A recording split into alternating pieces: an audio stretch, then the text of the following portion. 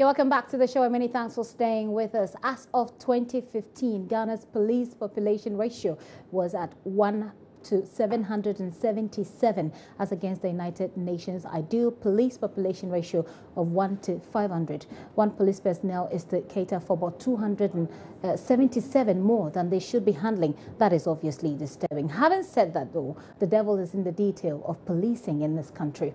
Talk of lack of resources for the police, and police asking you to fuel their vehicles before they can follow up on a robbery complaint. It couldn't get any worse. In the midst of these, there are still security agencies and personnel putting their lives on the line for citizens. The A1 Multimedia Limited is instituting a security award scheme. Partner of the awards, Professor Martin Gill, is founder and director of the Outstanding Security Performance Awards. He's a partner of that security awards, like I indicated earlier. Also here in the studio with me is Joseph Nwete, who is a board member of A1 Multimedia. Both of them join me ahead of a launch of that security award scheme for a quick chat. You're welcome, gentlemen. Thank you. Okay, so let me start with you, Professor Gill. We're looking at a UN ideal statistics of all people, police population of 1 is to 500. How important is it to meet that target? Well, I think the key issue here is to ask how good are the people that you've got, and how targeted are they on the problem, how well trained, managed and coordinated they are. And one of the things that we're doing with the Outstanding Security Performance Awards across the security sector, so it includes the private security world as well, who are a key part in policing, is to say how can we identify those who are really good at what they do. And the Oscars have been launched all around the world and has just come to Ghana to identify outstanding performers, those who are really good at crime prevention and investigating and detecting crime. I see. Let me come to you, Mr. Nwete. You are partnering with this institution, and yes. Professor Gill here is a criminologist, so you must have had a reason. Of course, we all have reasons to want better security services, so you must have a reason for instituting this. Would you say, how bad would you say Ghana's situation of 1 is to 777 is? I think, given the ideal situation of the United Nations, that 1 is to 500. And then we are at the level 1 is to 777. Then it means we are lagging behind. And therefore, there's the need to increase the police civilian ratio so that the policing will be adequate. Okay. Professor Gill, how are you picking people who are, what are you looking out for in the award, in the award scheme? What are you looking out for in security personnel? It's a good question. And the good thing about this is happening all over the world. So Ghana is in fact the 7th country that's involved in these awards. It comes after America and Canada, sorry, America and Britain and Australia, Germany, Norway, Romania. So it's in good company. It's the first African company to formally be involved with awards. And what we're looking for here is we've developed some criteria, which is the same across the world, to identify those who are very good. It depends on the category. So it might be that best installer company is different to man guarding company, is different to best in-house security manager or best consultant. They've all got their skill sets. And so what we've tried to do is identify what are the skills that people in those roles have that make them exceptional. And it's the same across the world. So we've been researching across the world to do that. Are you looking at the state security agencies, say the police, the military? Are those a part of the people you're looking to? Well, the actual awards themselves were set up primarily to focus on the private security world. But around the world, of course, including Ghana, we're finding that when you look at protecting public and protecting infrastructure of the country, it's a mixture of public and private, and to some extent voluntary. We all play a role, as you said just now. So it's mostly focused on the private security sector and the corporate sector, but of course that involves the police as well. Okay, and the aim is to sort of make them create some kind of incentive that makes it motivational. That makes security organizations, want to do the best. Yes, and to recognise, I mean, I think the really key thing about this, and it's part of your first question, is one thing to look at the numbers, and the numbers tell you something. And I agree with what Joseph said. They tell you something. But of course, it does depend on how good those people you've got are. And it might be that you would rather have a lot less of really good people than you would have a lot more of not so good. And so what we're trying to say is that when you look about the protecting of people around the world, it's a very, very important task. And the more we can go to identify those who are doing really well and say, look, these people, these teams, these companies, these organisations, they're exceptional. The more we hold a light to those who are outstanding, and hopefully others will follow. So what is the standard for good? Because you keep stressing that it's to look out for those who are really good at what they do. So what is the standard for good in this context? And the key is it's not the same for every type of category. So the whole point is there are different skill sets, for example, for being a security officer, to there are, for example, for being a security leader, for being an investigator as opposed to a consultant. So we have lots of categories, and there are awards in each category, and for each of those, we've taken care to identify what are the skill sets for that category that are important. Okay. So it's not a blanket across the board, anything will do. Okay. It's trying to be very specific. Ms. Ndote, let me come to you. How are you going to choose or select these people? He's spoken about the criteria. Yes. But then how do people get on this program? How are you going to choose them? We invite nominees from the various organizations. Okay. They put in their best, who they feel will be able to win awards. Then this is put before judges, credible judges that we are going to pick from among the Ghanaian society.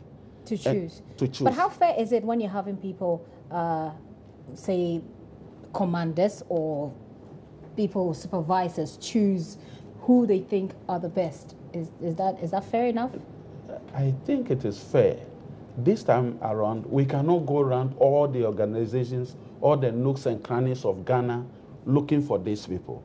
Their organization should come up with names, personalities that they think have performed well to their standard. According to their standard or to the criteria that you so that the criteria, when they bring their nominees, the criteria will be there. We put them against the criteria. So that will be your yardstick to measure what they bring to you. Yes. I see. And it's going to be year after year program. Okay. But you're starting in 2018. Professor Gale, you have something to say? Oh, it's really, I mean, I think just building on what Joseph was saying there, I mean, it's a really good question, because one of the things that we want to do, and we've been working very hard on, is build integrity into the system. And you can't have a situation where a boss is marking his own or her own person. So all of the judges have to declare a conflict of interest. They will all ask to be signed an ethics policy, and they will only be allowed to take part in judging if they agree to an ethical policy. Okay. And all the entry forms are the same, and the judges mark independently.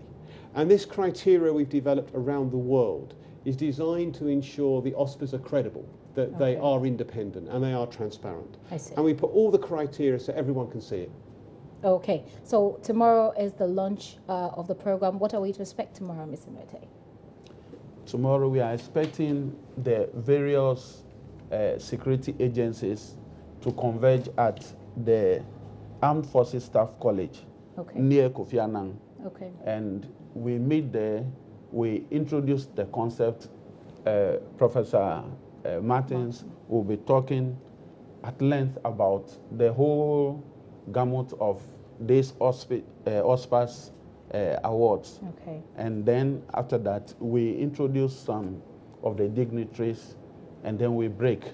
Then we start the work rolling. Okay, yes. But this is the launch for the award that is in 2018, January of 2018. Yes. What are they getting, Professor Gale? What are they getting tomorrow? What do they get? No, what when are they win? getting in 2018? Okay, well, there is an OSPA trophy that is much sought after. I see. And you can only win the OSPA trophy if you win an OSPAS. So all around the world, we're finding that the OSPA trophy has become something of a precious commodity, given that you can't buy it. You can only win it. And don't forget, the point about this is prestige. It's a process designed to be recognised by the industry, by the security sector, those who are really good at what they do. And so, to be honest with you, much more than just a trophy. You get the esteem and the kudos, not just in Ghana, but you'll be recognised as such globally because it's a global award scheme. I see. It's interesting. Hopefully, we'll see some kind of improvement in security apparatus or the way security personnel operate with the institution of this award scheme. But thank you very much for coming through to the studio. What time is it again tomorrow? 10 o'clock a.m. 10 a.m. at the Armed Forces Staff College. Okay. Teshi. Near the Kofi Annan Training. Kofi Annan Training Center. All right. Okay. Thank you very much. I've had here in the studio Professor Martin Gill. He is the founder and director of OSPAS, and also in the studio with me was Joseph Nuete, who is a lawyer and a board member of the A1 Multimedia Limited. They are partnering with OSPAS to institute that security award here in Ghana. Away from that, the Ghana National Canoe Fishermen Council has rendered an unqualified apology to government, the fisheries minister and the people of Ghana for the unruly behavior of some of their members who attacked and disrupted a program by the fisheries ministry to inaugurate a task force that will deal with all forms of illegal fishing practices. The group, numbering about 100, dismantled canopies and held insults at the fisheries minister, Honorable Elizabeth Afole-Kwei, and her entourage. But at a news conference in Accra today, the council condemned the attacks and encouraged their members to desist from illegal fishing. The fisheries industry will never recover if these illegalities are allowed to persist. The introduction of the Fishermen Watch Volunteer is a laudable step that cannot be allowed to be killed by any selfish fisherman.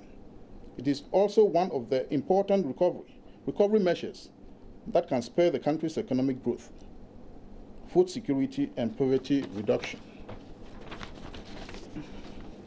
We condemn unreservedly the riotous opposition to the Fish Watch Volunteer by those fisher folks from various parts of the country congregating at Adan area who think they cannot survive without light fishing.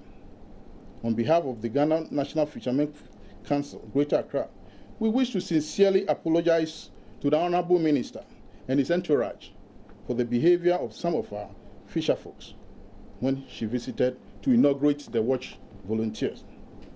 We want to reassure the people of Ghana and all fish consumers that we chief fishermen will do everything in our powers to make sure that we provide quality fish and not put lives into jeopardy by any self-seeking fisherman. The light fishing works. You see, they carve a small canoe and put in a generator and some lights. And then they put the children in that boat, mounting the canoe with the turbulence. You cannot. So all volunteers are fishermen who have volunteered to do the work. And like I said, we don't arm them with any deadly weapons. Hence, there are no casualties on the seizures that we made. So that is it. The next question. You call your name. The station you come from. My name is. Meanwhile, the council has dismissed suggestions that members of the task force are hooligans and armed with offensive weapons.